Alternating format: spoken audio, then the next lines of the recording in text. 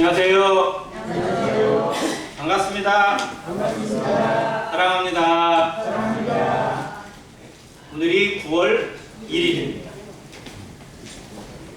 카렌더 한 장이 넘어갔을 뿐인데 많은 것이 달라 보이기도 하고 또 마음이 좀 다른 것 같습니다.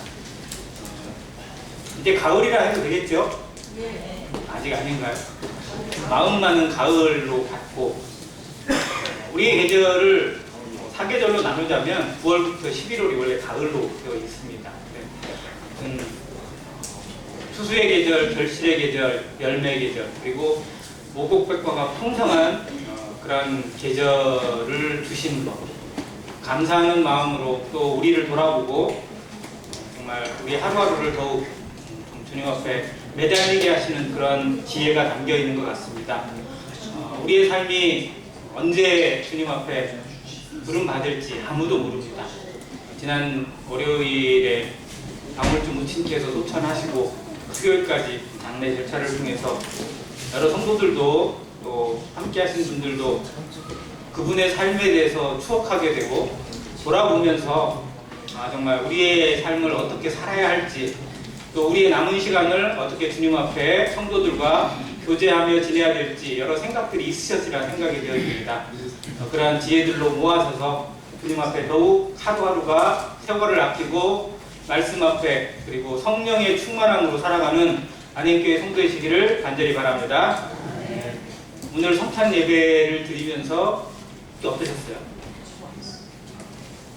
어떤 분이 가장 감동적이었다고 얘기를 하시기도 하는데 저는 아직 좀 이렇게 말하면 교만할 정도지만 아직 제가 바라고 있던 그런 모습에 아직 차진 않습니다. 그럼에도 정말 너무 감사가 됐어요. 오늘 제가 준비한 말씀과 감사가 있는데 시도를 못했어요. 놓쳤어요. 저는 항상 준비를 하긴 합니다. 근데 정말 성도들을, 형제들은 특히 그런 마음으로 임하셔요. 근데 준비해도 못할 수 있어요.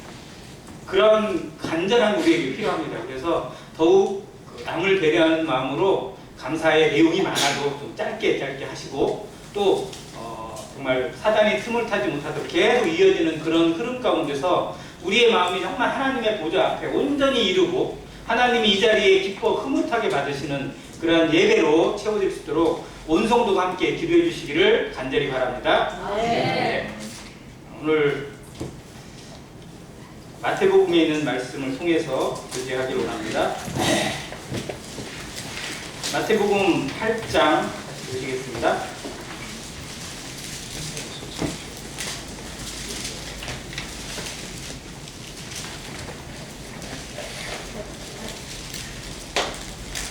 마태복음 8장 5절과 6절 같이 읽겠습니다. 8장 5절과 6절입니다. 시작.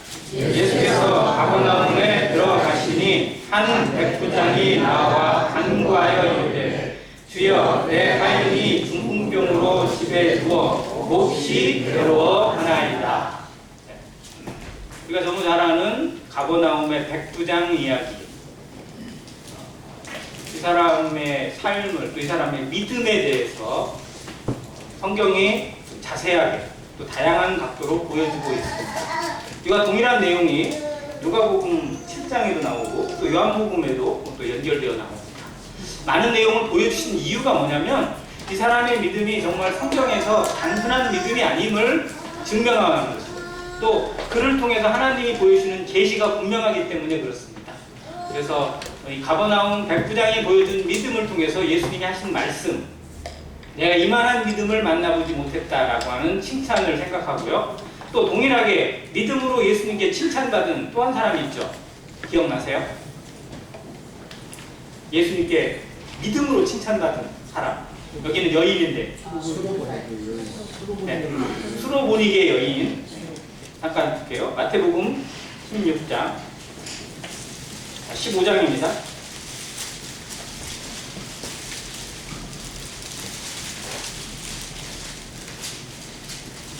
마태복음 15장 21절부터 이 내용이 나오는데요. 몇 구절만 읽어보겠습니다. 24절 같이 읽습니다. 시작.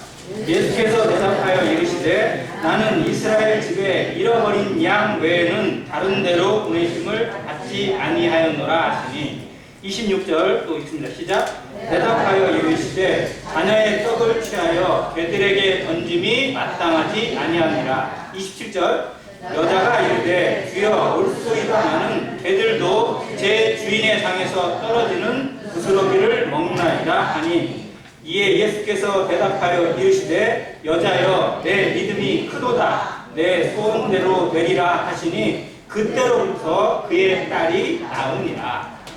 네. 예수님께 나온 사람들이 참 다양합니다. 많은 사람들이 예수님을 만나러 왔고 예수님 주변에 왔고 예수님을 정말 찾았습니다. 그런데 똑같은 목적으로 똑같은 방법으로 오지 않고 굳이 구분하자면 세 부류가 구분이 되어집니다.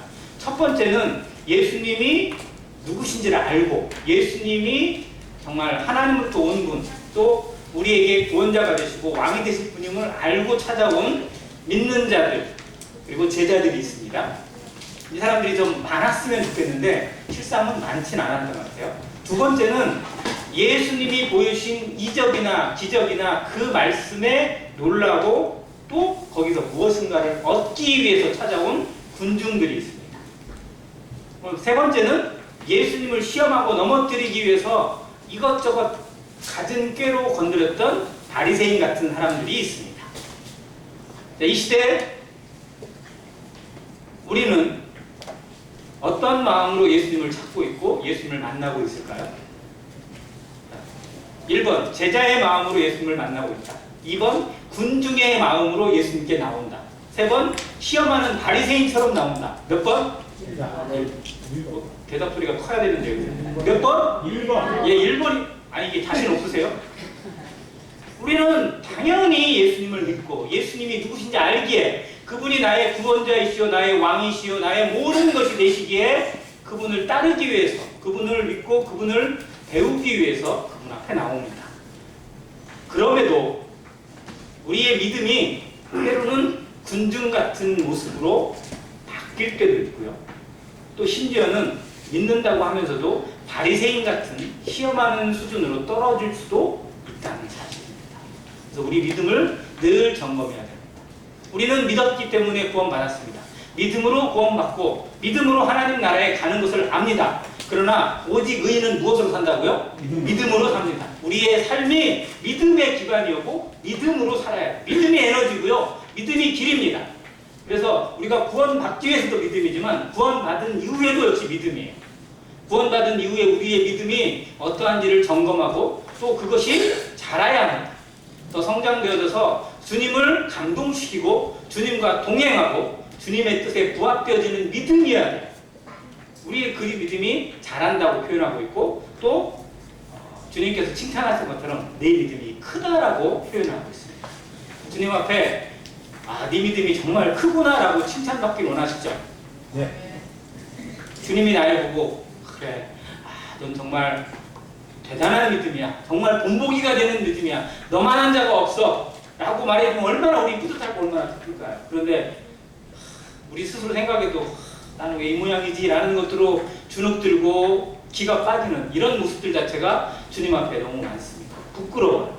내놓기가 부끄럽고 주님 앞에 정말 뭐 하나 이렇게 드러낼 만한 것이 없는 듯한 내 모습을 보게 될 때 우리가 참 주님 앞에 자백을 많이 하고 죄송할 만한 표현을 많이 합니다. 네, 그걸 지켜가야 돼요. 바꿔 가야 되죠. 그래서 봐야 돼요. 믿음으로 나왔는데 어떤 사람은 오히려 시험하고 돌아갔고 근심하고 돌아갔고요. 어떤 사람은 믿음으로 나와서 칭찬받습니다. 칭찬받은 두 사람의 믿음을 우리가 좀 자세히 살펴봐서 그들이 무엇이 달랐는지 어떤 부분이 달랐는지를 깊이 생각해 볼 필요가 있다는 겁니다. 이 사람의 두 사람의 공통점이 있어요. 남자와 여자인데 둘 다 유대인이 아닌 이방인이에요.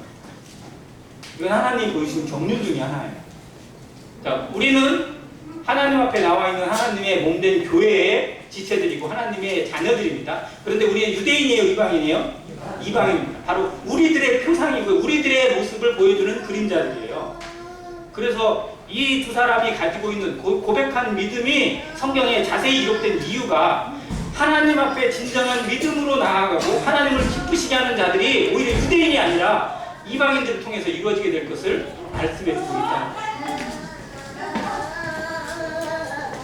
그래서 이런 부분을 우리 가운데 다시 한번 기억하고 하나님 앞에 나아가는 성도가 되기를 또한 간절히 바랍니다.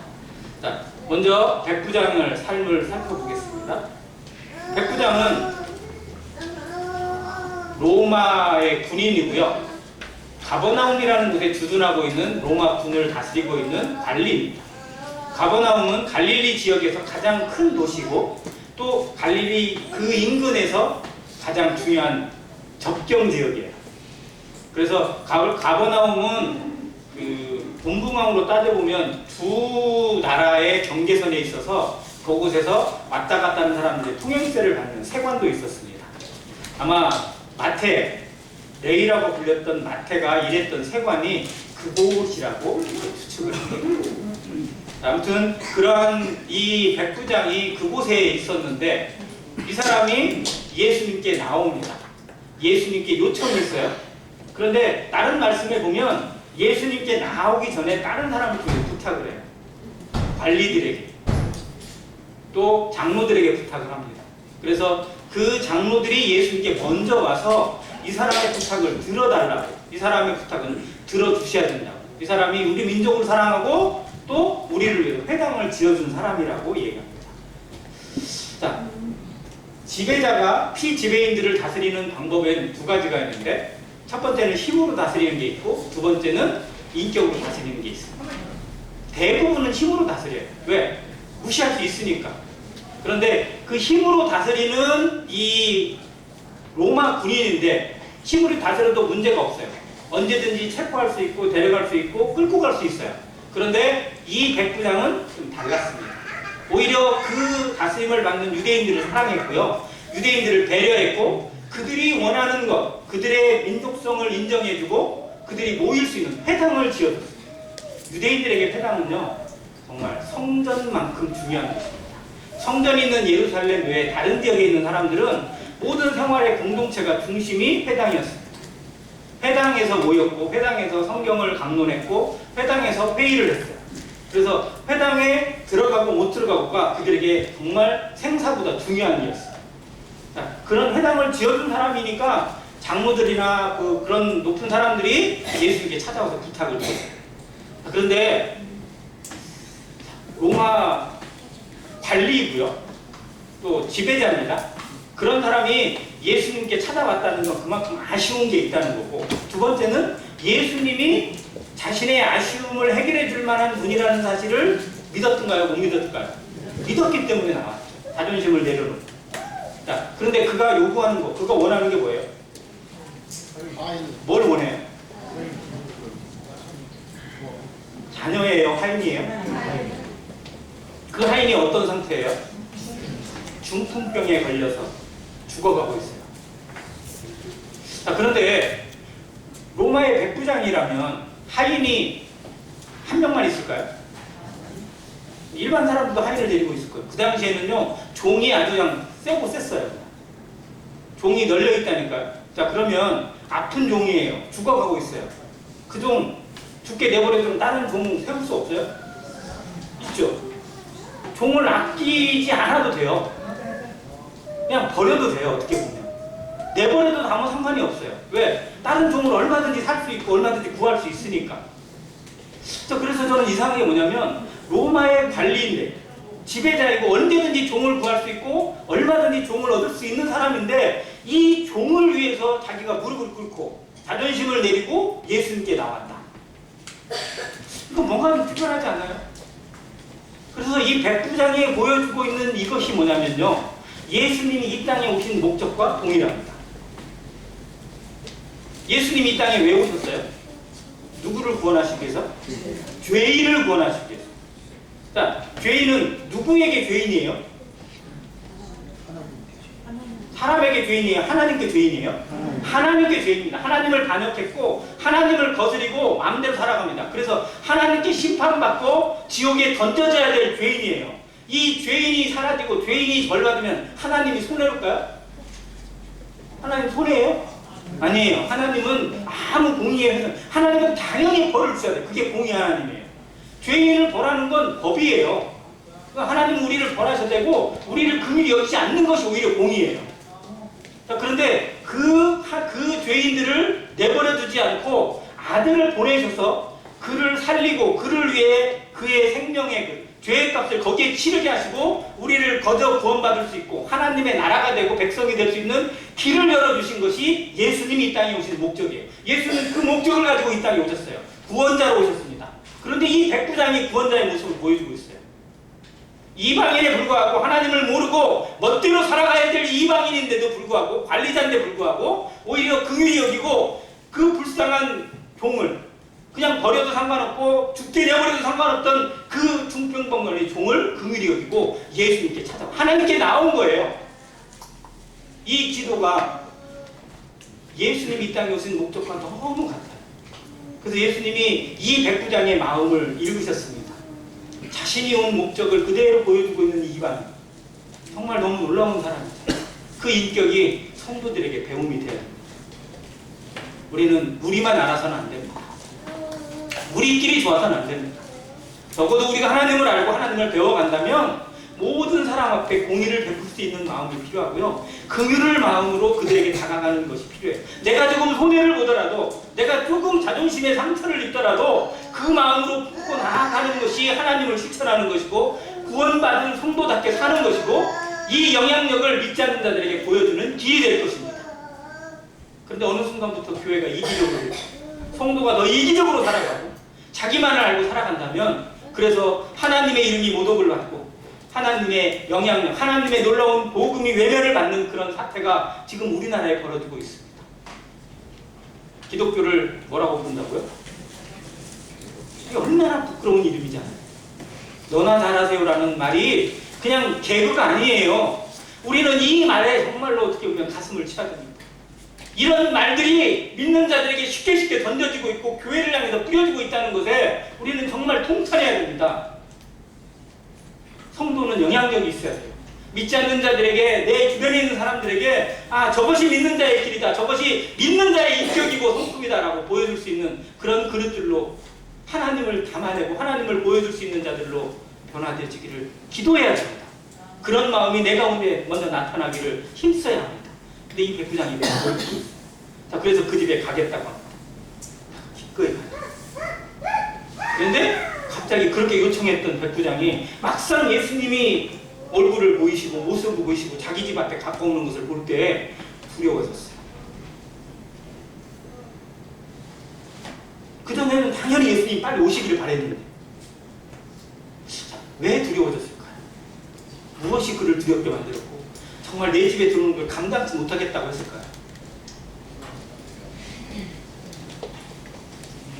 첫 번째는 예수님을 배려하는 거예요. 유대인으로서, 예수님은 유대인이잖아요. 유대인의 선생으로서 유대인의 그런 메시아에 오신 분이지만 유대인인데 이방인인 자신의 집에 왔을 때 사람들에게 손가락질 받아요. 사람들에게 판단을 받습니다. 그것에 대해서 배려하는 마음이 우선 있어요. 근데 그보다 더 큰 게 있어요. 예수님이 누구신지를 분명히 본 겁니다. 예수님은 누구시에요? 하나님. 처음엔 자기를 도와주실 분이라고 생각을 했어요. 자기를 도와줄 수 있는 분이에요. 왜? 이 사람 저 사람 낫게 하고 그랬으니까. 그런데 막상 예수님을 딱 보고 나니까 이분은 당연히 나를 도와줄 수 있는 그런 착한 분, 좋은 분 수준이 아닌 거예요. 이분은 만물을 지으신 한조주 하나님이시고 나를 주관하시는 나의 주인이시고 이 세상을 다스리시는 진정한 왕이시라는 사실을 깨닫게 되었어요. 자신이 로마 군인의 신분이요 백부장이요 이 땅을 지배하고 있는 지배자라는 사실을 잊어버리고 그분 앞에 철저히 굴복합니다. 그래서 내 집에 내 곁에 들어오는 것도 감당이 안 돼요.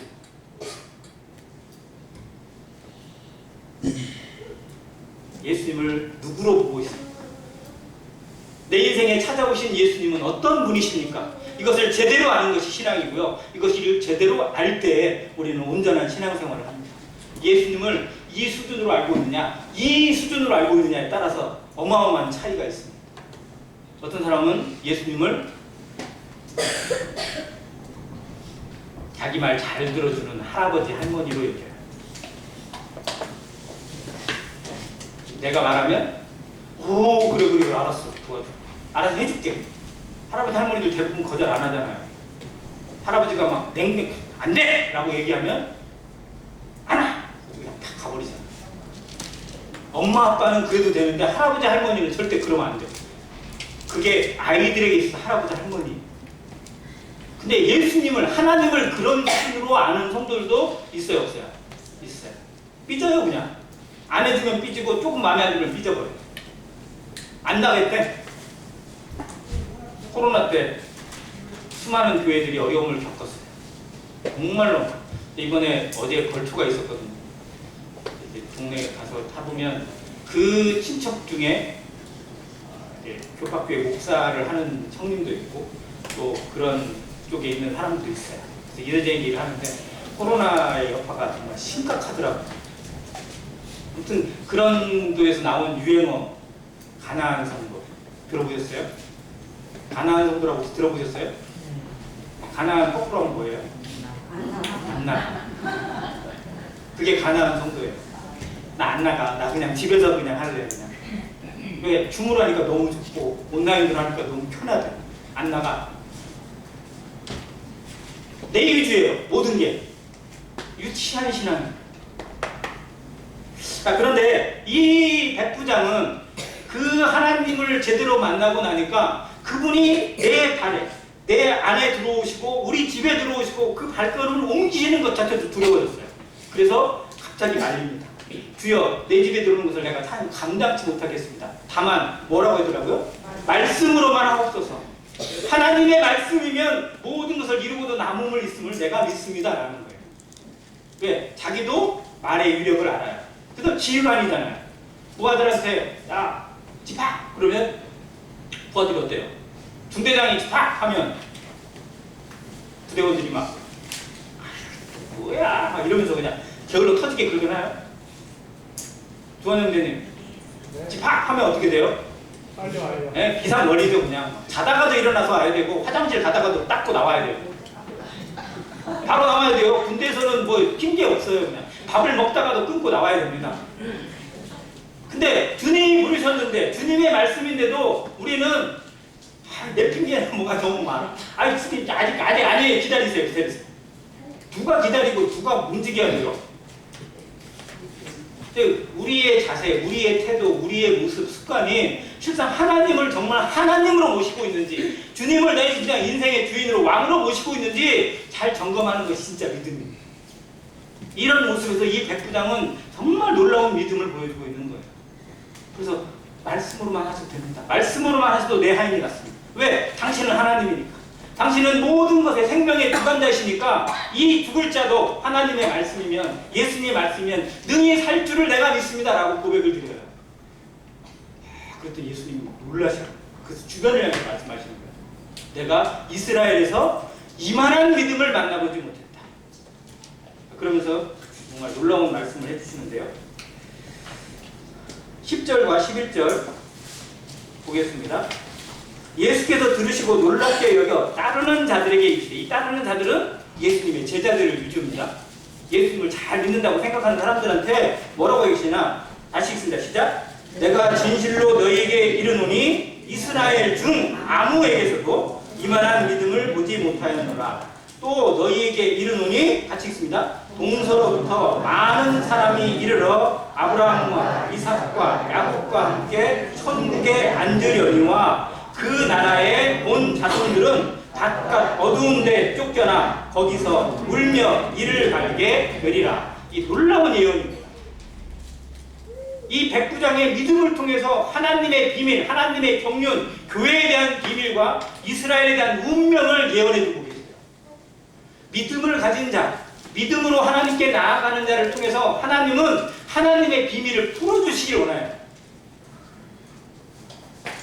자, 기도의 법칙, 제가 333 법칙이라고 말씀드렸는데 기억나세요? 예레미야 33장 3절. 너는 내게 부르짖으라. 내가 내게 응답하겠고 내가 알지 못하는 크고 비밀한 일을 내게 보이리라.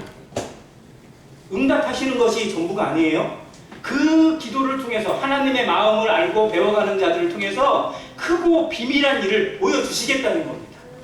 하나님의 비밀을 알아가게 하시는, 교회는 하나님의 비밀을 더 알아가고 더 많이 깨닫고 그것을 선포하고 그것을 지켜내는 자들이어야 됩니다. 그런데 이 사람을 통해서 이 비밀을 보여주세요. 이스라엘 중에서도 누구에게서도 이만한 믿음을 못 봤다.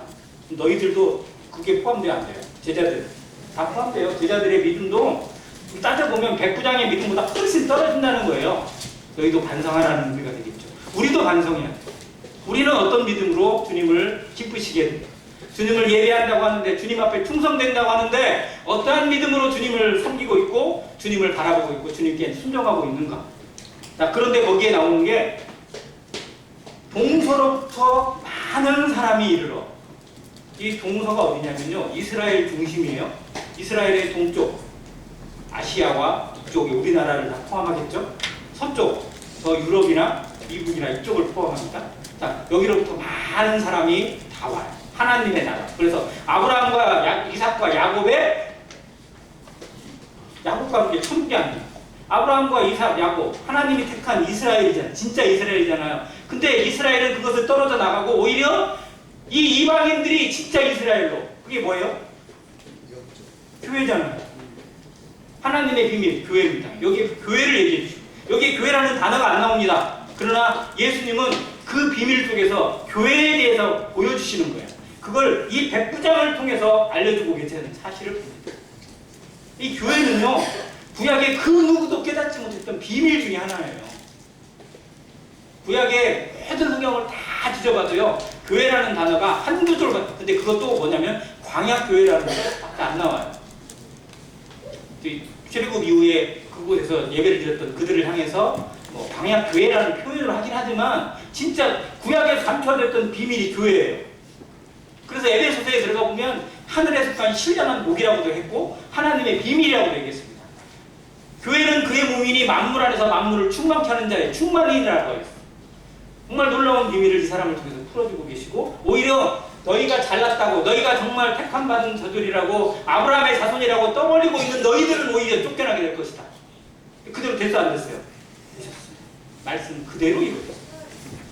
이 비밀을 풀어주셔서 이대의 믿음을 드러내 주십니다. 우리의 믿음이 하나님의 비밀을 풀어가는 그런 믿음으로 자라기를 간절히 소망합니다. 자, 두 번째는 우리가 아는 것처럼 수로보니게 여인입니다. 근데 이 수로보니게 여인은 다른 표현에서는, 다른 말씀에서는 가나안 여인이라고 나와요. 15장 같이 볼게요. 아까 읽었던 말씀.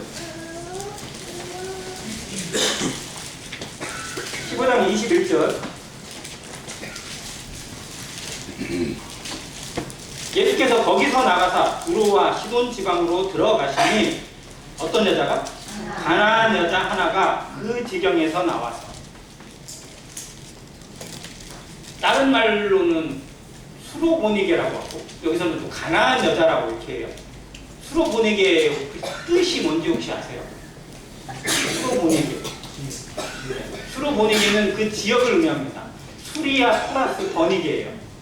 수리아는 그 나라를 의미하는 거고요. 버니게는 두로와 시돈 지방을 말합니다.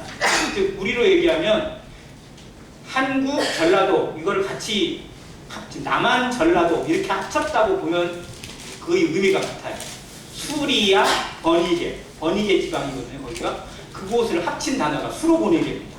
자, 그런데 여기는 이방인의 땅입니다. 그 중에서도 이 버니게, 두로와 시돈 땅은 무슨 우상의 출생지일까요? 어떤 우상? 구약 성경에 가장 많이 나온 우상, 바알의 신, 바알의 우상.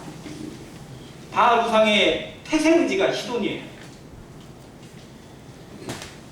엘리야가 그 바알의 우상이 극심할 때 시돈의 사렙다 과부한테 가서 거기서 공개를 받았잖아요. 하나님의 뜻이에요. 그 이방의 땅에서, 그 우상의 땅에서. 그런데 예수님이 공생애를 사시는 그 바쁜 가운데 이쪽에만 있어도 시간이 없을 텐데 굳이 이 지역까지 올라가셨어요. 이 버니게 지방은 갈릴리 바다 그 인근에서부터 위쪽으로, 지금으로 얘기하면 주원 형제가 근무를 했었던 레바논 지역으로 올라가는 해안 지역입니다. 여기가. 두로는 완전히 섬이고요. 시돈은 거기 약간 해안가에 있는 도시예요. 자, 이곳으로 올라가신 거예요. 굳이. 제자들은 예수님이 가니까 따라갔겠죠. 왜 가는지 모르고. 자, 그런데 갔다는 소식을 듣고 갑자기 이 여자가 뛰쳐나왔어요. 예수님이 오셨다는 이야기를 듣고 오셔서 나와가지고 소리를 지릅니다. 주 다윗의 자손이여 나를 불쌍히 여기소. 내 딸이 흉악하게 귀신 들렸네. 이 딸은 귀신 들려 있어요. 역시 귀신 들려서 사단에게 배어있는 우리의 모습을 그대로 보여주고 있죠. 자, 그런데 이 여자의 고백을 한번 자세히 보세요. 이 여자가 예수님께 나와서 계속 외치고 하는 고백이 3번이 나와 있는데요. 22절에 나와 있습니다. 첫 번째는 주 다윗의 자손이여 라고 했어요. 자, 25절 여자가 와서 예수께 절하며 이르되 뭐라고 해요? 주여 저를 도우소서 라고 합니다. 그 다음 27절 같이 읽습니다. 시작. 여자가 이르되 주여 올소이다마는 개들도 제 주인의 상에서 떨어지는 부스러기를 먹나이다 하니. 자, 공통점이 뭐예요? 주여. 이방인인 이 여인을 입에서 계속해서 주가 나와. 주여, 주여, 주여. 자, 백부장은 주라고 했을까요? 안 했을까요? 안 했을까요? 했습니다. 주여라고 했어요. 처음에는 선생님이라고 했어요. 선생님이라고 초청을, 그 예수님을 초청했을 때만 해도 어떻게 보면 선생님 정도로 생각을 했어요. 그런데 예수님이 딱 자기 집에 들어오려고 할 때는 주여라고 얘기했어요. 헬라어로 퀴리오스라는 단어입니다. 이 여인이 고백했던 단어하고 많은 사람들이 예수님께 찾아옵니다. 나와요. 그런데 예수님을 누구라고 부르냐? 랍비어라고 주로 말씀했어요. 랍비는 뭐예요? 선생님, 스승님, 선생님. 자, 존경하는 거예요? 낮추는 거예요? 존경을 하는 거예요. 그런데 예수님의 진면목은 제대로 모르는 겁니다. 자, 어떤 사람이 물어봤어요. 자, 교회에 왜 나갑니까? 라고 했더니 뭐라고 했을까요? 사람들의 막 대답이 정말 많아요. 거기에 설문조사를 하는데 한 항목이 10몇 가지가 있더라고요. 당연히 교회 왜 나갑니까? 그러면 하나님이 부르셨고 하나님의 은혜에 감사하기 위해서, 하나님께 예배하기 위해서. 이게 정답인데 우리는 그렇게 알고 있는데 세상 사람들은 너무 많아요. 목적이 많아요. 처음에는 인간관계를 위해서, 마음의 평안을 얻기 위해서, 사업상 잘 되기 위해서, 위해서, 그리고 아무튼 모든 목적이 다 뭐냐면 내 중심이에요. 자, 그러니 예수님이 주가 되어 선생이 돼요. 선생님. 필요한 걸 조금씩 채워주는 선생이 되고, 나한테 필요한 목적을 도와주는 그냥 알라딘의 마술 램프 정도가 되고 맙니다. 더 필요할 때 도와주는 분이에요. 학생들한테 제일 간절히 기도할 때가 언제예요? 시험 보기 전날, 아니면 시험에 그 자리에 앉아서도 막 간절히 기도해요. 진짜 땀방울이 핏방울이 될까지 기도하는 거예요. 뭐라고 기도해요? 내가 아는 문제만 나오게 해주세요. 시험 잘 보게 해서도 아니야. 내가 아는 문제만 나오게 해달라. 이걸 기도라고 드릴 때도 있어요. 자, 사업하는 성도들은 사업을 위해서 기도해야죠. 그런데 뭐라고 기도해요? 대박나게 해주세요. 이게 맞는 기도 같은데요. 잘 생각하셔야 돼요. 목적이 어디에 있냐는 거예요. 기도의 목적은 하나님의 영광이에요? 나의 영광이에요? 하나님의 영광이라고 알고 있어요. 그런데 기도의 내용을 들여다보면 무조건 내 영광이야. 내가 잘 돼야 하나님도 잘 되는 거라고 착각해요. 근데 이 여자는 그렇지 않아요. 주님께 당연히 자기의 딸의 구원과 딸의 나음을 위해서 왔지만 예수님의 실체를 제대로 알고 주여라고 고백을 합니다. 아니, 심지어 제자들이 뭐라고 했냐면요, 예수님 너무 시끄러워요. 저 빨리 보내버려요. 귀찮은 거예요. 교회 성도들이 귀찮아하는 일들이 일어서는 안 됩니다. 자, 누가 찾아왔어요. 별로 반갑지 않은 사람이 올 수도 있어요. 우리 교회에 오면 반갑지 않은 사람 어떤 사람일까요?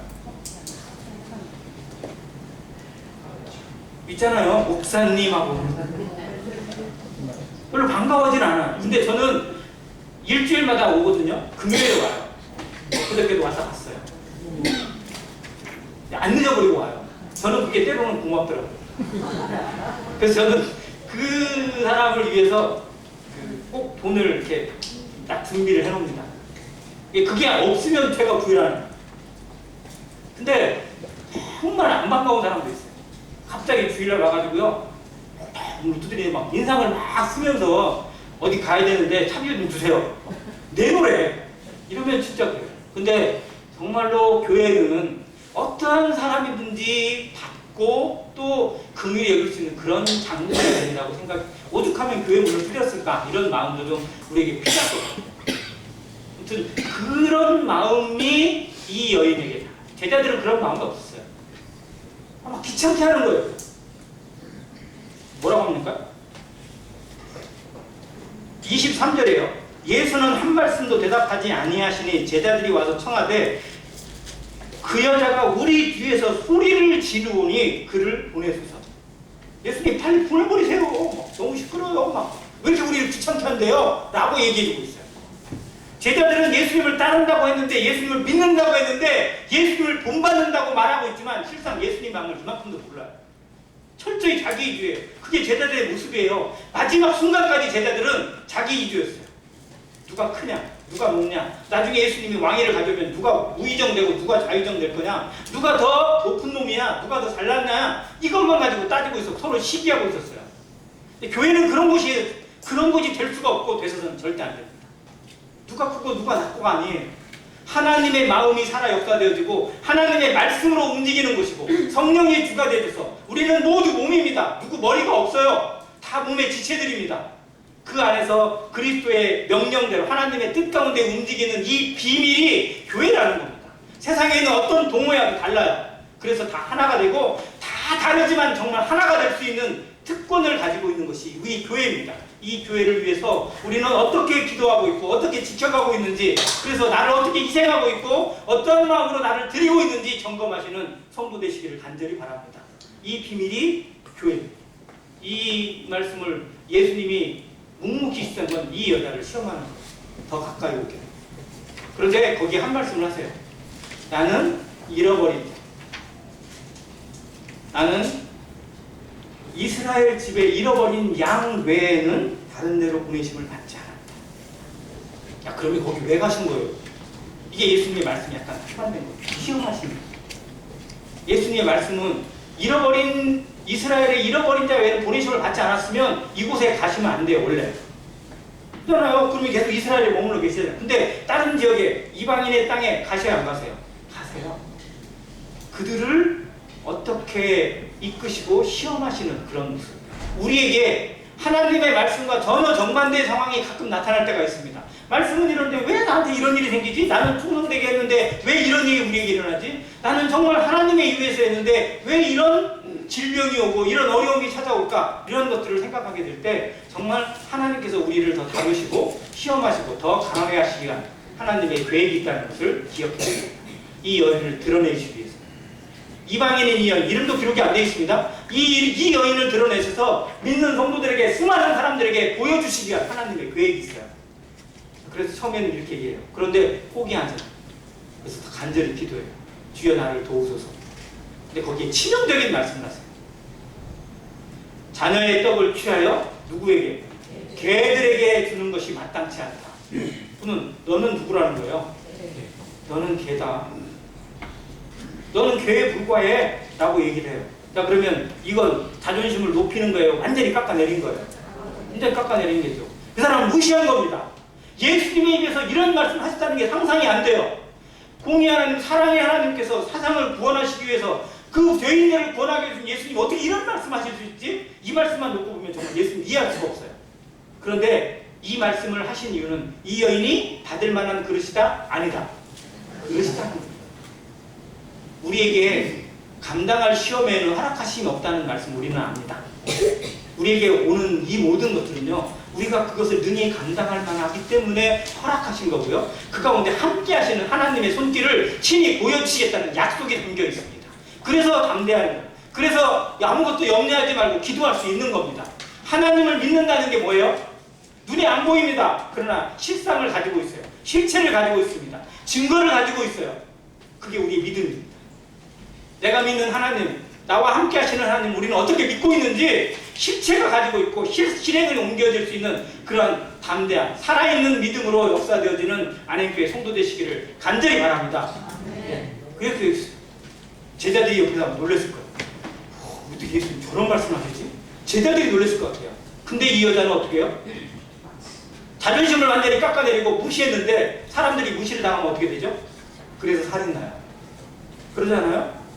무시했다고 살인하고 쳐다봤다고 살인하고 위에서 조금 살인했다고 가서 찔러버리고 지금 그런 세상 아니에요? 질서가 없고 무질서에 완전히 극치를 달리고 있는 세상에서 적어도 성도는요 이 귀가 열리고 마음이 열려야 합니다. 내 자존심이 상해졌다고 해서 그 사람에게 더 심한 말을 해야 복수가 되는 건가요? 그럼 풀려요? 소리 꽉 지르고 나면 막 뭐가 막 풀어지나요? 문제를 더 만들 뿐입니다. 정말로 필요한 건 기도하는 자세요. 그걸 인정하는 자세. 이 여자의 대답 주여 올소이다마는 같이 해주세요. 주여 올소이다마는 이게 우리의 기도의 얘기예요. 주여 주님이 하시는 일은 다 올소이다마는 그 가운데서 성령의 지혜를 찾고 주님 보이시는 미세한 음성을 들을 때 우리 마음을 평강으로 인도하실 겁니다. 내 마음에 들지 않는 상황, 내 마음에 안 맞는 사람, 나를 힘들게 하는 사람을 만났을 때 주여 저 사람을 주신 것도 올소이다마는 그러나 주께서 지혜를 주시기 원합니다 라고 기도하십니다. 이 여자의 대답이 정말 지혜롭고 놀라워. 주여 올소이다마는 걔들도 주인의 상에서 떨어지는 뭐를 먹는다고요? 부스러기를 먹습니다. 그러면 자기는 무엇으로 만족한다는 거예요? 부스러기로. 부스러기 맛있어요? 없어요? 맛있죠. 왜 없어요? 다 맛있는 곳에 부스러기 똑같은 거잖아요. 근데 우리는 부스러기 하면 아무것도 아닌 것처럼 취급해요. 주님의 손에서 떨어지는 거면 부스러기 하나라도 물 한 방울이라도 생명의 능력이고요. 하나님의 권능이 담겨있다는 사실을 믿으시기 바랍니다. 자, 주님이 주시는 건 우리에게 부스러기로도 충분해요. 안 그래요? 하나님은 천지 만물의 우주 만물을 다 다스리고 계시는데 이 보이지 않는 전보다도 작은 이 지구상에 있는 우리에게 부스러기면 얼마나 큰 거예요. 얼마나 놀라운 능력이 담겨있고 얼마나 대단하게 되겠어요. 근데 우리는 부스러기라고 생각하면 왠지 내가 왜 외면받고 소외받는 것을 착각해요. 아니에요. 하나님의 것은 우리에게 부스러기라도 충분하고 우리에게 주시는 것 정말 나 같은 자에게도 이 은혜를 되시고 나 같은 자도 정말 외면하지 않고 지켜보고 계시는 하나님 앞에 정말 우리가 할 수 있는 태도는 그저 감사, 그저 찬양과 기도 그리고 순종의 자세가 정말 정답입니다. 이걸 배워가는 모습, 이게 여인이에요. 이 여인이 고백을 하자마자 예수님이 말씀하십니다. 뭐라고 해요? 네 믿음이 크도다. 이 헬라어로 번역을 해보니까요. 아, 너 믿음 위대하구나. 무슨 믿음이라고요? 위대한 믿음. 주님 앞에 우리의 믿음을 점검하시기 바랍니다. 나는 실행하는 믿음인지 순종하는 믿음인지 아니면 계산하는 믿음인지 내가 이렇게 했으니까 하나님이 이렇게 해주시겠지 이게 아니라 정말 하나님이 나에게 주시고 안 주시고가 중요한 게 아니에요. 하나님이 나와 함께 계시는 게 중요하고 내게 말씀하시는 것 자체가 중요한 거고 내가 하나님의 택하심을 입었다는 거 부르심과 택하심을 굳게 하는 그 성도로 살아가는 것 자체가 진짜 인생의 복이요 하늘의 식한 신령한 복을 받은 자라는 사실을 잊어서는 안 되는 것입니다. 자, 이스라엘의 신앙 중에 가장 암흑기를 나타내는 성경이 어디라고 하세요? 이스라엘 신앙의 암흑기 사사기입니다. 사사기. 사사기를 대표하는 구절 뭐가 없으므로 왕이 없으므로 자기 소견에 모르는 대로 행하였더라. 이게 두 번 반복이 돼요. 이 시대는 어떤 시대일까요? 이 시대는 성도들이 자기 소견에 옳은 대로 행하는가요? 아니면 하나님 주신 말씀대로 행하고 있나요? 감히 말 못하는 것 같아요. 말씀대로 행하고 있다고 말씀대로 이루어진다고 고백하지 못하는 시대 내 소견에 옳은 대로 행하고 그것을 정당화하려고 하고 그것을 합리화하려고 하는 그런 시대에 우리가 살고 있습니다. 그 어두운 시대, 이 암흑 같은 시대에 적어도 우리는 빛과 소금의 역할을 다하고 하나님의 말씀이 살아 역사되어지는 교회의 모습으로 진정한 믿음의 모습으로 이만한 믿음을 만나보지 못했다고 내 믿음이 크다고 주님 앞에 칭찬받는 그러한 성도들로 살아가시기를 주의 이름으로 기도합니다. 네. 소견에 옳은 대로 행하는 게 아니에요. 내게 옳은 게 아니에요. 나는 언제든지 틀릴 수 있고 잘못될 수 있고 실수할 수 있다는 걸 인정하는 것.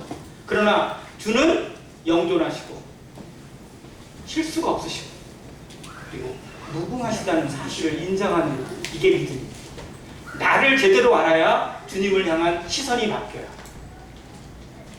아침 성경부터 그 얘기했는데요.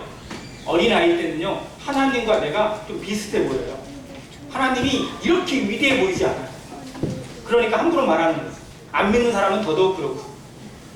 그러니까 믿지 않는 사람들이 뭐라고 그래요? 하나님 살아계셔. 그러면 뭐라고 그래요? 하나님 살아있으면 보여줘봐. 그럼 내가 믿을게. 하나님 보여주면 어떻게 되는데? 그 자리에서 끝나고 죽죠. 보여줄 수가 없어요. 그냥 어떤 사람이 그랬다고 하잖아요. 공적인 데에 가서 사람들을 모아놓고 연설했어요. 야, 정말 하나님이 살아계시면 내가 지금 여기서 하나님을 저주하고 하나님을 모독하고 있으니까 이 자리에서 5분 안에 나를 죽여라. 그러면 하나님이 살아있는 증거다 라고 얘기를 했어요. 5분 안에 하나님 나를 죽여야 돼요. 5분이 지났어요. 죽었어 안 죽었어요? 안 죽었어요. 그래도 봐라! 하나님 없다! 라고 얘기했어요. 그랬더니 믿는 성도가 얘기했어요. 저는 여기에 참 지혜가 있다고 생각해요. 뭐라고 얘기해요?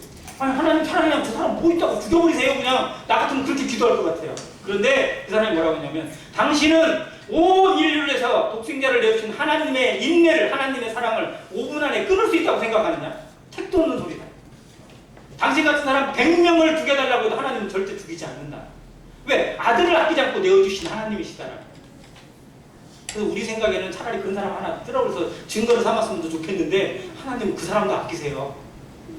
나만 아끼시는 게 아니라 일본 성도들도 아끼고 일본 사람도 아끼고요. 아프리카에 있는 흑인들, 태어나거나 죽어가는 어린 아이들도 하나님이 아끼세요. 똑같은 하나님의 형상이니까. 그 하나님의 마음을 알아갈 때 우리가 더 넓은 마음으로 모든 사람들을 대할 수 있고요. 긍휼의 마음을 배워갈 수 있습니다. 이것이 우리가 믿음을 자라게 하고 또 하나님 앞에 실천하는, 순종하는 믿음으로 자라게 하는 비결이라고 믿습니다. 이상입니다.